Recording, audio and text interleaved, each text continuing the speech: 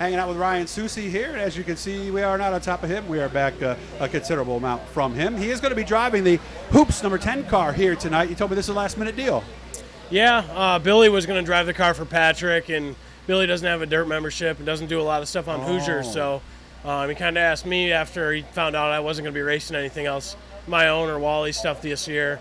It was up and down year. We had a lot of fun when we did get to race, but obviously everybody's kind of dealing with it. It wasn't the season we'd all had hoped for, but hopefully looking forward, next year will be a lot better. We'll get the borders back open, and it'll get a little bit more normalcy in our lives. Yeah, we're here at Atlanta Legends Raceway tonight. You've been to, what is it, about 5 or 6 different tracks, though? Handful of different tracks, nothing really full-time, just kind of bounced around. We did some stuff in Western PA with the BRP Tour. We've been here a few times driving Wally's car, so nothing real consistent, just kind of spur of the moment when we want to go racing and when there's something that kind of appeals to us. Gotcha. What are the tracks you went to then? Because one you mentioned I'd never heard of before.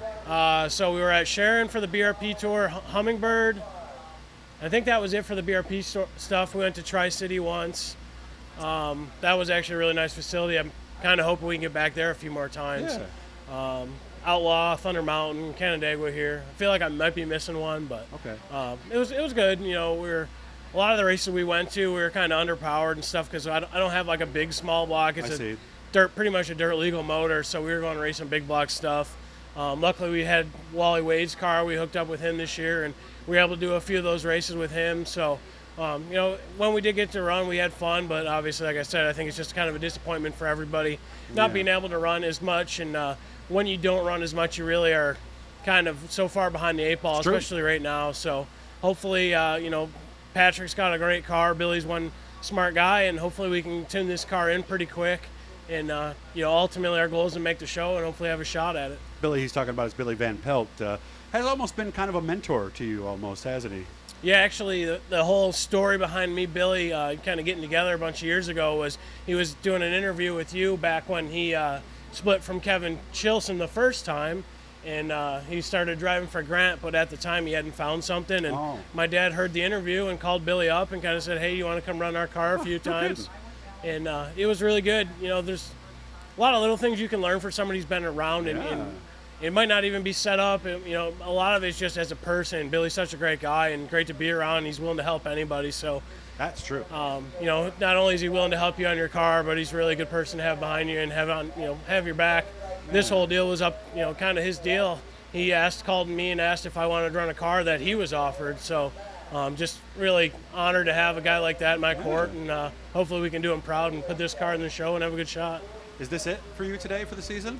We're going to go to Weedsport tomorrow, and then after that I think we're probably done. Okay. Just not a whole lot. Like I said, we don't really have anything big block or anything, so we can't go to Port Royal. Gotcha. It's just one of them deals. Kind of. Okay. I got 2 cars sitting there, my Maryville, my Ranceville car. We never even got off jack stands this year, so the other car that we had been running is kind of an open car, so just hard to really do anything dirt sanctioned, and we don't have a big block. So. Okay, all right. How are things at Bicknell? Oh, real good. Actually, this week we slowed down a little bit with everybody gone racing, but pretty much I don't even remember the last time we had a slow day, so it's been really good. Obviously, great customers, and the customer base is just building and building, and the cars kind of speak for themselves. They're doing a lot of winning, so it's great to be a part of a company like that, and it's really awesome to work with all the customers that we have. And I'd like to say it helps me out just because I get a lot of input from other people. I bet you do. It's going pretty well. And of course, listen to the interview I did with Matty Williamson too.